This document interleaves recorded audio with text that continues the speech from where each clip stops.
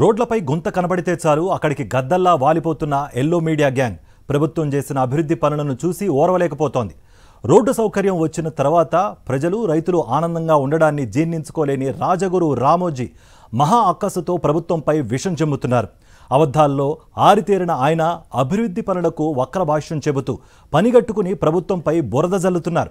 YS Jagan ప్రభుత్వంపై ఈనాడు చల్లుతున్న రాజకీయ బురదలో ఇదొకటి.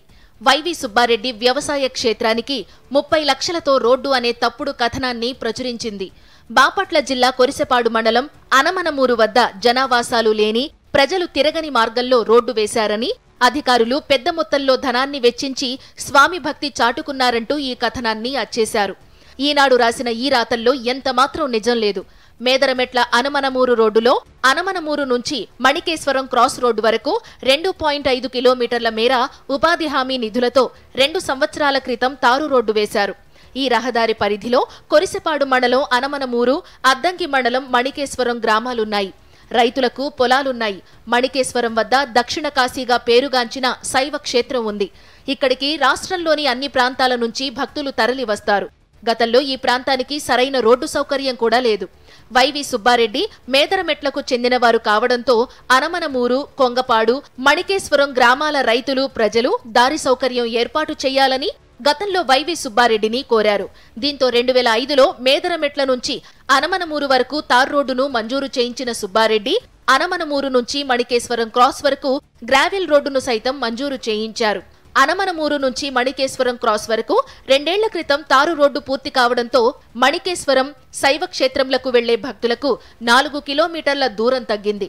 దూరాభారం తగ్గి మెరుగైన రోడ్డు రావడంతో స్థానికులు ఆనందంగా ఉండటం రామోజీకి కంటకింపుగా మారింది. వైవి సుబ్బారెడ్డిపై విషం కక్కుతూ ఇదిగో ఇలా ఈనాడు వక్రీకరణల రాతలు రాసింది. ఇలాంటి అబద్ధపు రాతలు రాసిన ఈనాడుపై స్థానికులు మండిపడుతున్నారు. మా ఊరు రోడ్డు గురించి ఈరోజు ఈనాడు పత్రికలో ఒక వార్త చూశాను. అది చూస్తే రామోజీరావు గారు ఆయన మైండ్ ఏందో బాగా అర్థమవుతుంది.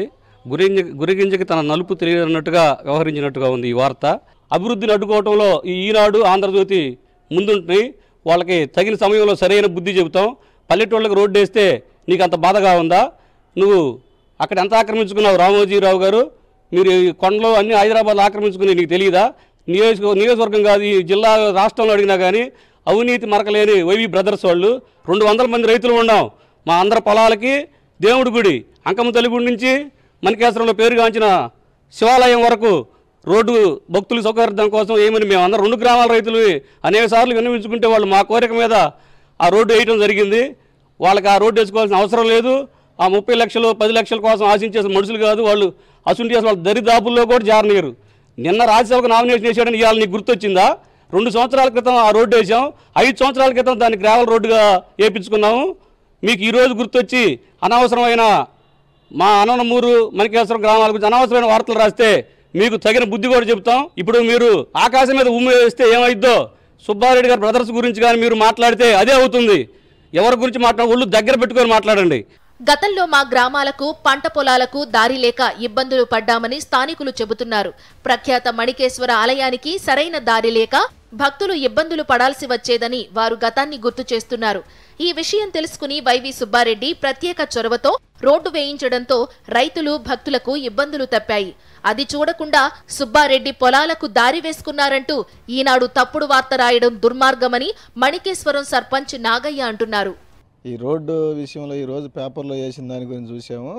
అది మా పొలాలకి ఎంతో మేలుకరంగా ఉంది కాబట్టి ఆ రోజు వేయించుకోవడం జరిగింది. అది బళ్ళు పోకుండా ఎద్దల బళ్ళతో తోలుకొచ్చుకునేవాళ్ళు ఇంతకుముందు ఒడ్లు అయ్యి. ఇప్పుడు రోడ్డు దానికోసం వేసారు, బాగుంది మాకు. దాని గురించి మళ్ళీ గుడి కాడికి దగ్గరగా ఉండదు. ఈ గుడి చూసుకొని ఆ గుడి కాడికి వెళ్ళడానికి బాగుంటుంది అని చెప్పి ఈ రోడ్డు నిర్మించడం జరిగింది. ఆ రోజున వైవి సుబ్బారెడ్డి గారిని మేము అడిగి తిరిగి అప్పుడు కానీ వచ్చింది. ఎస్సీలు అంటే అంత సులకనగా చూస్తున్నాడు ఎస్సీ రామోజీరావు గారు. ఆయనకి తగిన గుణపాఠం ఈరోజు చెప్తారు. అది మేము ఎట్టానే చెప్తాం, ఈ ఎలక్షన్ అప్పుడే చెప్తాం వాళ్ళకి. ఇంక రెండోసారి రాయకుండా వాళ్ళకి బుద్ధి చెప్తాం మేము. అది సంగతి. వైవి సుబ్బారెడ్డి వైఎస్ఆర్సీపీ తరపున రాజ్యసభకు పోటీ చేస్తూ నామినేషన్ వేయగానే రామోజీలో శాడిజం బుసలు కొట్టింది. ఏదో విధంగా ఆయనపై బురద జల్లడానికి ఈ ఫేక్ కథనాన్ని అచ్చేసి తనలోని రాక్షసత్వాన్ని ప్రదర్శించుకున్నారు.